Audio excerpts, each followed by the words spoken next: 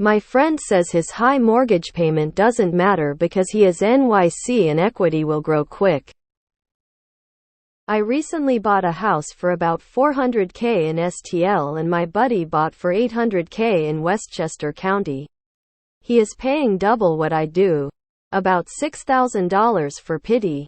When I asked him how he can afford it, he just laughed and said it doesn't matter because the equity will increase rapidly on any decent house with an okay school district in Westchester. Thoughts? You don't have to pay his mortgage. Sip your beverage and both of you stop arguing about it. He may be right. He may be wrong. Either way, if it doesn't affect you, I wouldn't worry about it. Too many people are concerned with their friends' finances. Did y'all measure how long each other's peepees were too? Depending on where in Westchester. He could be right. There are parts of NJ and Westchester that are effectively recession-proof due to their extreme desirability. I wouldn't say it doesn't matter at all. Maybe it doesn't matter to him. And since it's his deal, that's all that matters. He had to qualify for his mortgage. So he must make good money anyway. $200K gross. As long as he has savings. Other investments. He's correct. Why would it matter if he has several thou left over for all other expenses and savings? I read RE Bubble and am amused by how much people freak out over only having $5K left over after a mortgage payment. Bitch. Try being poor. As an agent who sells in Westchester County, first, $800,000 is cheap. Second, he is absolutely correct. Now congratulations to the pair of you on your individual investments, and let that be that. Suburbs of NYC actually had higher jumps in prices than Manhattan. Manhattan prices are down overall as most work from home the majority of the time now and want more space. Westchester is super competitive and everything is still being overbid. Also, property taxes are mostly very high, so that number likely includes that. Average house in a good school district can be $20,000 a year easily. That said, why do you care? He qualified for his mortgage. $800,000 in Westchester gets you a pretty modest home. Like 2,500 square feet. In Manhattan you can only get a one-bedroom apt for that. Probably trying to distract from the income differential between you two. Who cares? Didn't have to be an argument. I don't understand how the equity impacts his ability to pay his mortgage. If you're barely scraping by for 4 years, then sell at a huge profit. You were still on rice beans for those 4 years. Long gone are the days of giving mortgages to people for simply having a pulse.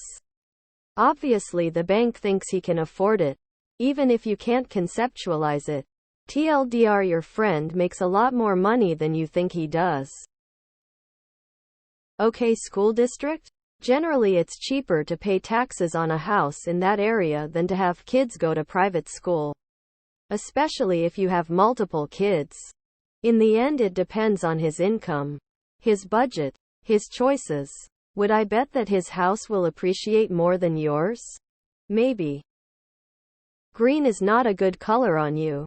Also, yes, where he is located, homes appreciate rapidly, almost uniformly. What I don't get is how does affordability question got answered by equity increase. If he can afford $6K monthly is not related to if equity increase or not.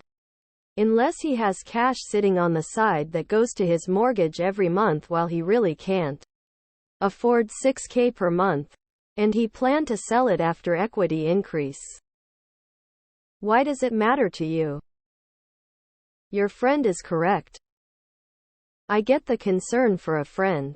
But if it doesn't affect your life, move on. Not worth the mental frustration of anything that's not your problem.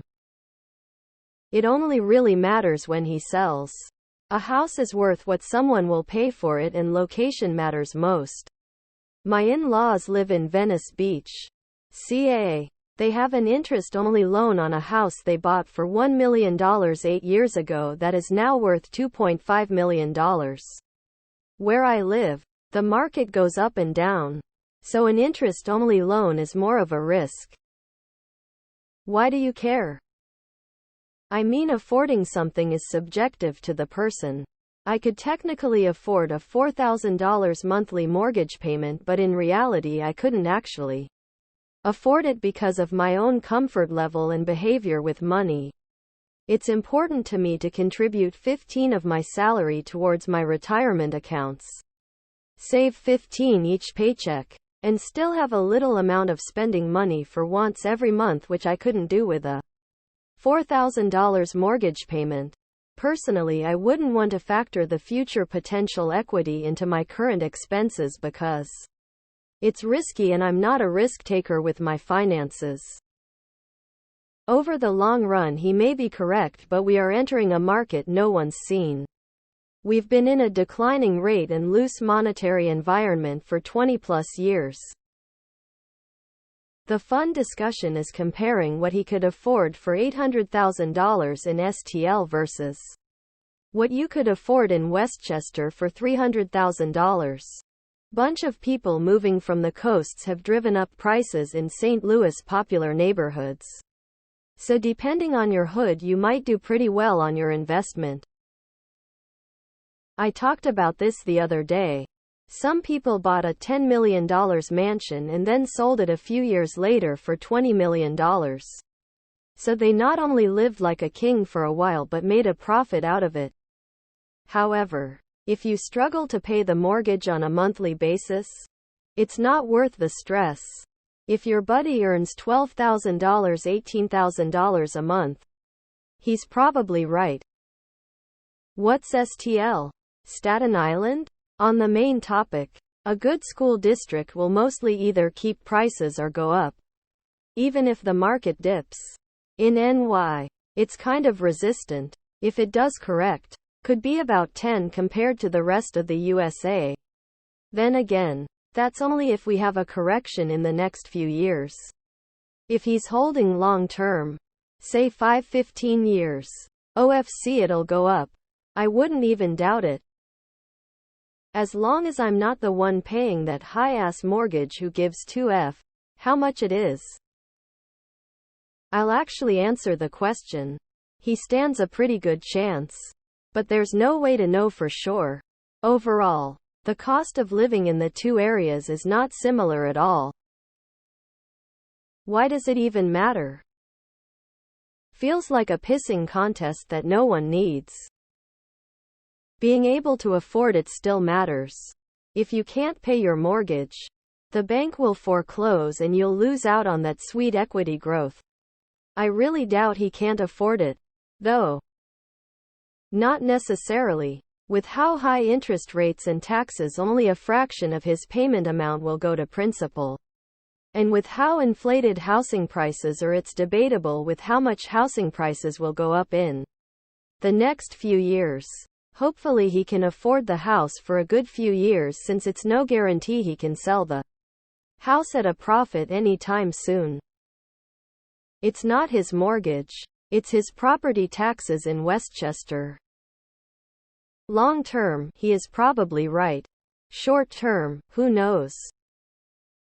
My brother bought 750 square feet row house in Washington, D.C. for $220,000 around the same time I bought 1,800 square feet on a 1-acre lot in Kentucky for $100,000.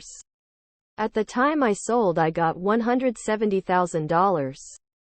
Not bad for that area. At that same time, my brother's house was worth right at $1 million and he has spent over $200,000 in improvements.